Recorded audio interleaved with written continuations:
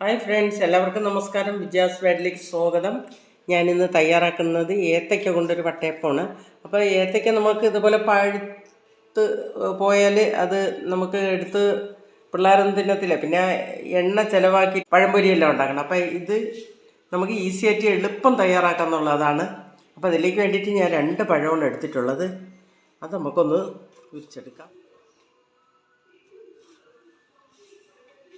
നമുക്ക് ജാറിലോട്ട് ഇട്ട് കൊടുക്കാം. ഇപ്പോൾ ഗോതമ്പ് പൊടിയാണ് ഞാൻ എടുത്തിട്ടുള്ളത്. നമുക്കതിൽ ഒരു 1.5 കപ്പ് ഗോതമ്പ് പൊടി ഇട്ട് കൊടുക്കാം.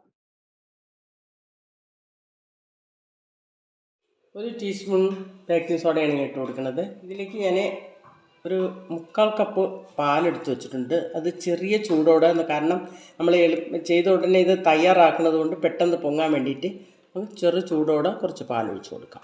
ഉരുക്കി വെച്ചിരിക്കുന്ന ശർക്കര കൂടി ഒഴിച്ച് കൊടുക്കാം. അപ്പോൾ നമ്മൾ 1 പിഞ്ച് ഉപ്പാണ് നമ്മൾ ഇട്ട് കൊടുക്കുന്നത്. 1 ടീസ്പൂൺ ഏലക്കപ്പൊടി ഇട്ട് കൊടുക്കാം. നമുക്കതിൽ വെച്ചൊന്ന് അടിച്ചെടുക്കാം നമുക്ക്. അപ്പോൾ ഇത് നന്നായിട്ട് അടിച്ചെടുത്തിട്ടുണ്ട്. ഏത്തയ്ക്കയും ഗോതമ്പ് പൊടിയാണ് ഞാൻ എടുത്തിട്ടുള്ളത്. ഇത് അരിപ്പൊടിയിലും എടുക്കാം, പക്ഷേ ഞാൻ ഗോതമ്പാണ് എടുത്തിട്ടുള്ളത്. നമ്മൾ ചെറിയ ചൂടിലാണ് പാലും ശർക്കരയും ഒഴിച്ചത്. അതുകൊണ്ട് എളുപ്പം ഇത് പൊങ്ങി വരും. അല്ലെങ്കിൽ നമ്മൾ കുറച്ച് നേരം തണുത്ത് പോയാൽ കുറച്ച് നേരം വെച്ചേക്കണം. ഇത് അതിൻ്റെ ആവശ്യമില്ല, പെട്ടെന്ന് തന്നെ നമുക്ക് തയ്യാറാക്കാം. അപ്പം ഞാൻ ഇഡ്ഡലി പാത്രത്തിൽ കുറച്ച് വെള്ളം എടുത്തിട്ടുണ്ട്. സ്റ്റൗ കത്തിച്ച് അടുപ്പത്തോട്ട് വെച്ച് കൊടുക്കാം. ഇതിലേക്ക് ഒരു തട്ട് വെച്ച് കൊടുക്കാം.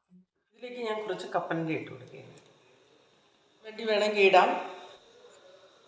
ഞാൻ ഇതിൽ ഇപ്പം കപ്പലണ്ടിയാണ് മുന്തിരിയും കൂടെ ഇട്ട് കൊടുക്കാം.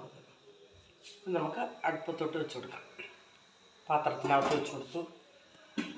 ഏത്തയ്ക്ക വട്ടയപ്പം നമ്മൾ അടുപ്പത്ത് വെച്ചിട്ടുണ്ട്. നമ്മുടെ ഏത്തയ്ക്ക വട്ടയപ്പം റെഡിയായോ നോക്കാം. നമുക്ക് ഇനി സ്റ്റൗ ഒന്ന് ഓഫാക്കാം. ഇത് അല്പം ഒന്ന് നമുക്ക് ഇറക്കി തണുക്കാൻ വയ്ക്കാം. ഒരു 5 മിനിറ്റ് ഒന്ന് തണുത്തു. ഏത്തയ്ക്ക വട്ടയപ്പം റെഡി ആയിട്ടുണ്ട്. അപ്പോൾ നമുക്കിതൊരു പ്ലേറ്റിലോട്ട് മാറ്റാം.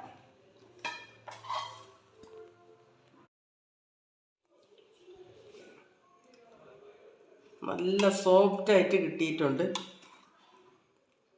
ചൂട് വെള്ളം ഒഴിച്ച് അപ്പോഴും റെഡിയാക്കിയാൽ മാവ് തയ്യാറാക്കിയ നമ്മൾ ഒരുപാട് ഒന്നും വെക്കുകയേ വേണ്ട. അപ്പോഴേ തന്നെ നമുക്കിത് ചെയ്യാമെന്നുള്ളതേ ഉള്ളൂ. അപ്പം നമുക്ക് ഇതേപോലെ നല്ല സോഫ്റ്റായിട്ടുള്ള നല്ല വട്ടയപ്പം കിട്ടും. അപ്പോൾ നമ്മുടെ ഇന്നത്തെ വീഡിയോ എല്ലാവർക്കും ഇഷ്ടപ്പെട്ടെങ്കിൽ ലൈക്ക് ചെയ്യുക, ഷെയർ ചെയ്യുക, സപ്പോർട്ട് ചെയ്യുക. നന്ദി, നമസ്കാരം.